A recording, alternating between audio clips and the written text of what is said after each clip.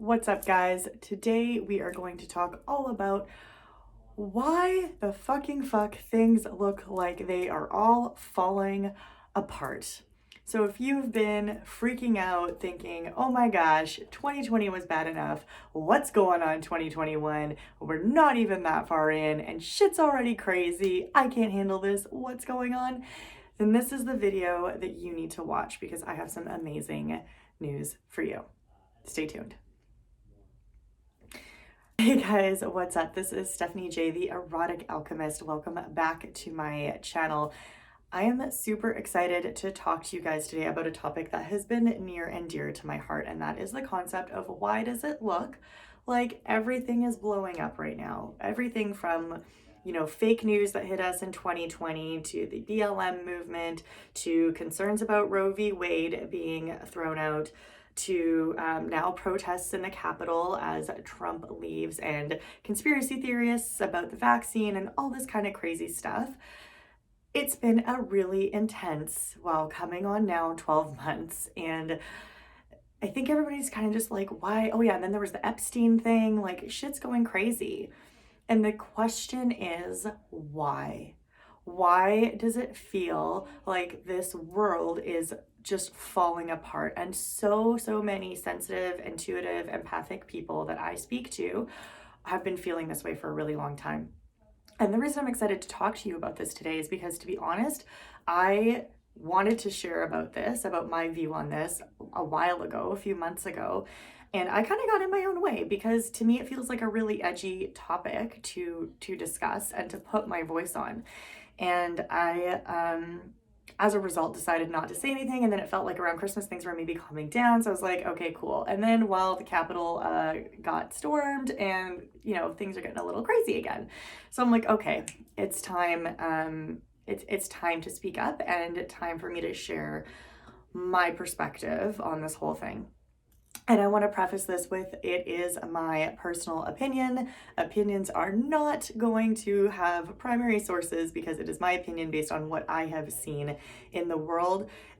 If there are certain pieces, and I'm just channeling this, so if there are certain pieces that I have factual evidence for, I will drop it in the comments below or in the description below. But generally speaking, I'm going to be discussing like wide, broad term spiritual concepts and how those relate to what we're seeing today, and just offering a little bit of a reframe. So if that feels available to you, then please continue to watch. And if it doesn't, guys, I am not going to be heartbroken if this is not the video for you. And if you choose to X out now, that's totally okay as well. Okay?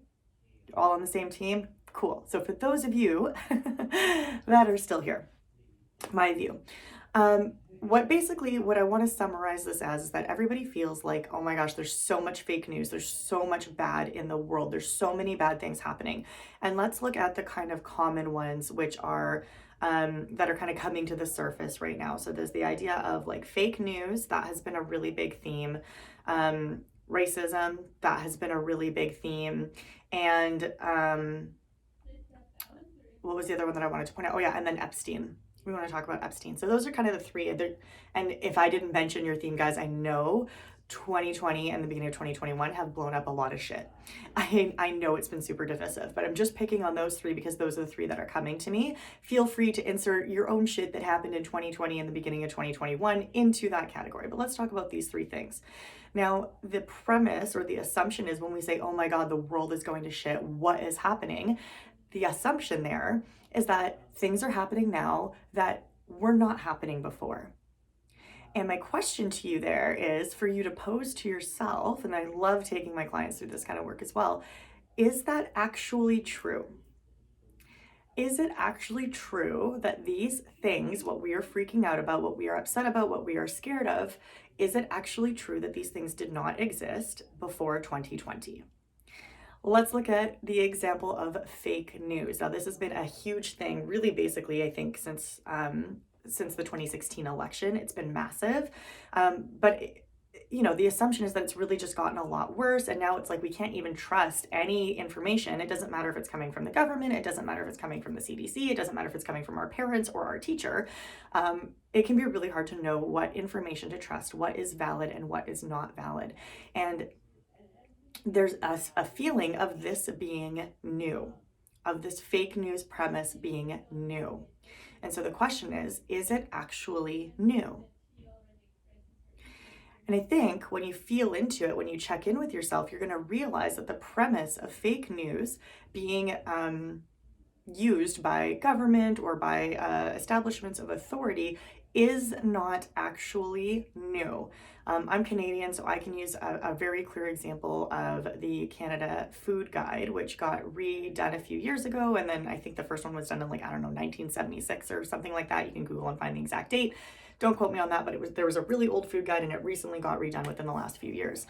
And this was a really challenging thing for Canada because the original food guide had a large amount of meat and dairy included as part of our healthy diet. And that there's been a lot of science, and I don't want to comment on why that was because I was not alive at that time, so that's not fair of me, and I don't have the research for it. But what I will say is that when they did do a bunch of research, and we did see factually that there's a lot of scientific evidence to show that this focus on certain types of meat and a high amount of dairy was actually not necessary for the human body. It was actually not necessary for a healthy diet. And that is really interesting to me because when it came out that this is what they were trying to do and we were trying to change the Canada Health Guide, it was lobbied against. It was very politically motivated. And now I completely understand why, because if we tell people they don't need to eat meat and dairy anymore, then they're presumably probably going to stop eating so much meat and dairy. And that would potentially put farms' livelihoods at stake. And I understand that and I fully see that. And I can understand why that lobbying is there.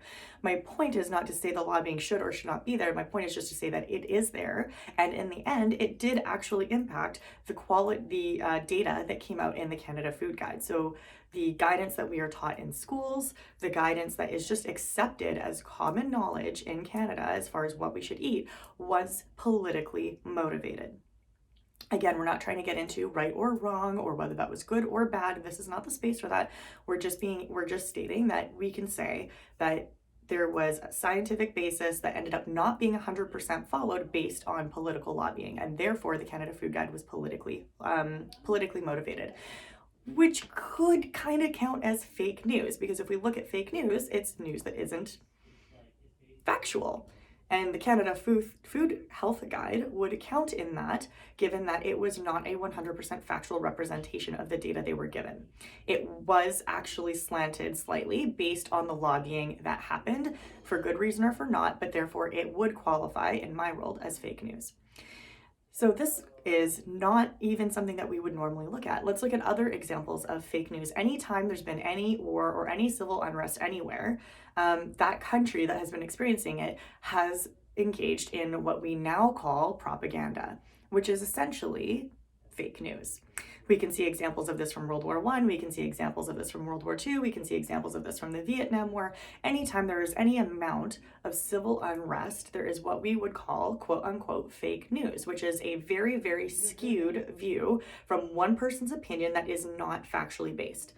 Tons of examples of this, and that's just going back to World War I in all of the different museums.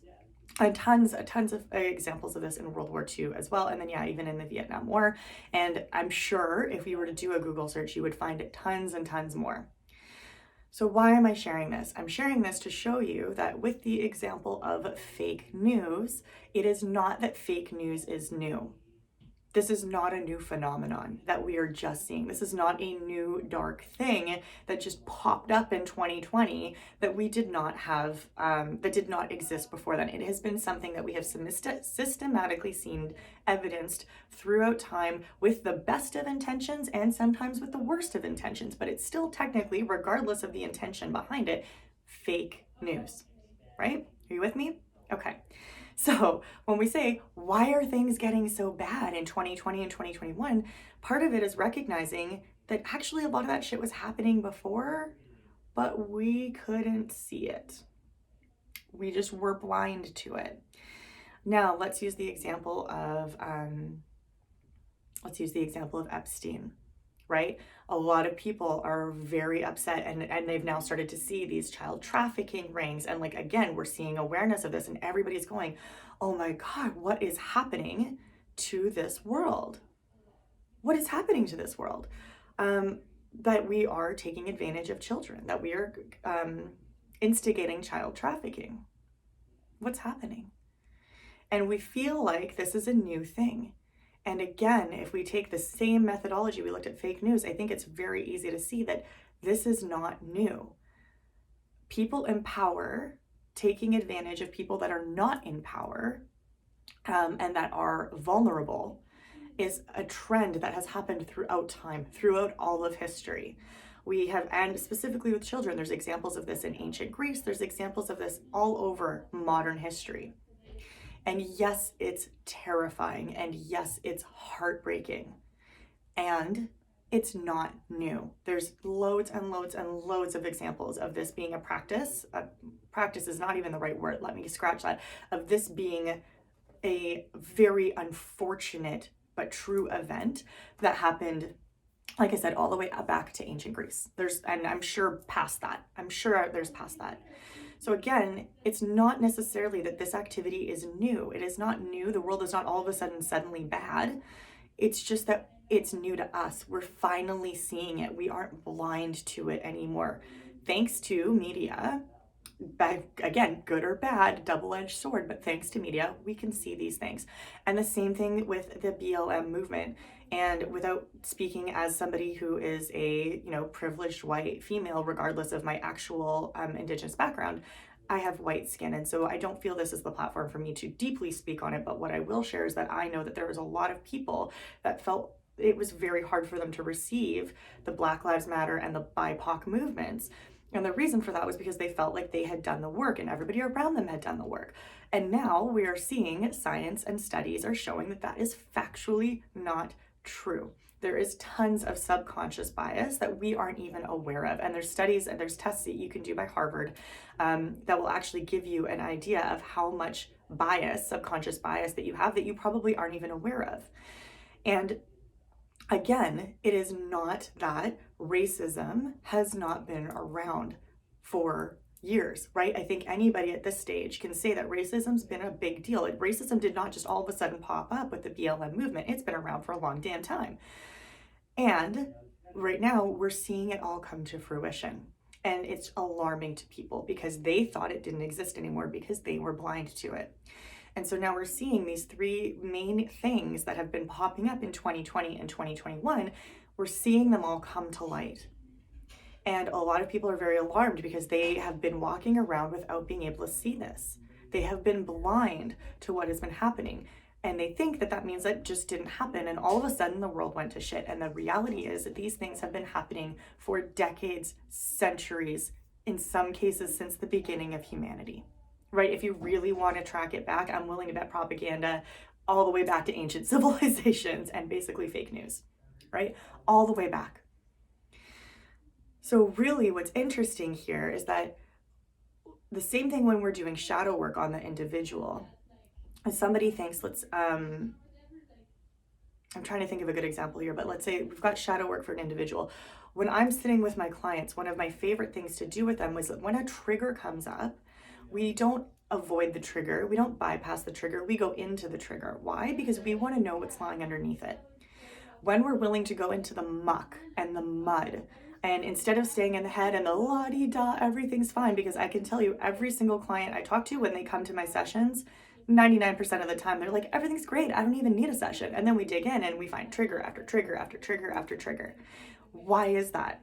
Because our filtering system in our brain is not allowing us to see it.